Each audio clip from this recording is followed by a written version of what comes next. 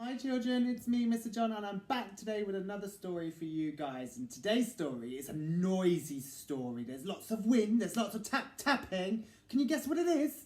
It is, of course, the very noisy night. Let's have a look inside. It was the middle of the night and Big Mouse was fast asleep in his big bed. Little Mouse was wide awake in his little bed. Big Mouse, called Little Mouse. I can hear something rushing around the house, huffing and puffing. Big Mouse opened one eye and one ear. It's only the wind. Can I come into your bed? Asked Little Mouse. No, said Big Mouse. There isn't room. And he turned over and went back to sleep. Little Mouse lay listening to the wind. Then suddenly, between the huff and the puff, came a tap, tap, tap. Little Mouse climbed out of bed, opened the front door, just a crack, and peeped out. Whoosh! Went the wind, but there was no one outside. Big Mouse, called Little Mouse. I can hear someone tapping. Perhaps there's a burglar on the roof. Is there? Big Mouse got out of bed and opened the bedroom curtains. Look, he said. It's only a branch tapping on the window. Go back to sleep.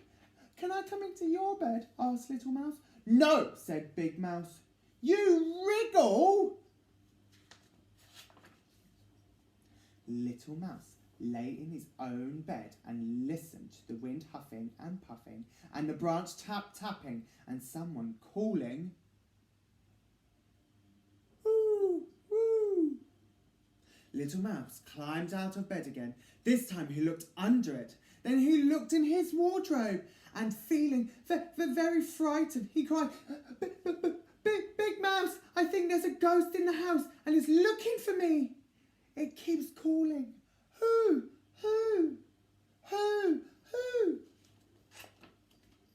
Big Mouse sighed, sat up and listened.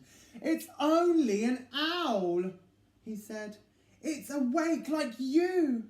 Can I come into your bed? Asked Little Mouse. No, said Big Mouse. Your paws are always cold. And Big Mouse pulled the blanket over his head and went back to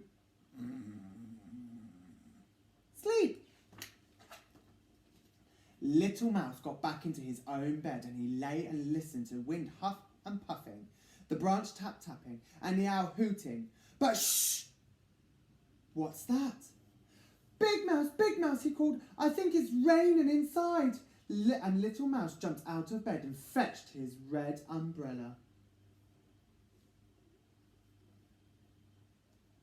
Drip, drip, drip. Big Mouse got out of bed too. He opened the front door. Be quiet, Wind, he said. Be quiet, Branch. Be quiet, Owl. But they took no notice. Then Big Mouse went into the kitchen, turned off the dripping tap and put away the umbrella. Can I come into your bed? Asked Little Mouse. No, you're nice and snug in your own bed, said Big Mouse, taking him back to the bedroom. Little Mouse lay and listened to the wind huffing and puffing and the branch tapping and the owl hooting. And just then he was beginning to feel very sleepy indeed. He heard, wee, wee, wee. Big Mouse, he called, you're snoring. Wearily, Big Mouse got up. He put his earmuffs on Little Mouse's ears. He put a paperclip on his own nose and went back to bed. Can you see? Little Mouse lay and listened to nothing. It was very, very, very quiet. He couldn't hear the wind huffing, or the branch tapping, or the owl hooting, or Big Mouse snoring. It was so quiet that little Mouse felt he was all alone in the world. He took off his earmuffs, he got out of bed and pulled the paperclip off Big Mouse's nose. Big Mouse, he cried, I'm lonely. Big Mouse flung back his blanket. Better come into my bed, he said. So little Mouse hopped in his bed and his paws were cold. And he needed just a little wriggle before he fell fast asleep. Big Mouse lay and listened to the wind huffing and puffing and a branch tap-tapping and the howl hooting. Little Mouse snuffling, and very soon he heard the birds waking up. But neither of them heard the alarm clock. Ah! Because they were both fast asleep. The end. I hope you enjoyed that story. Stay tuned for more that's coming. Bye.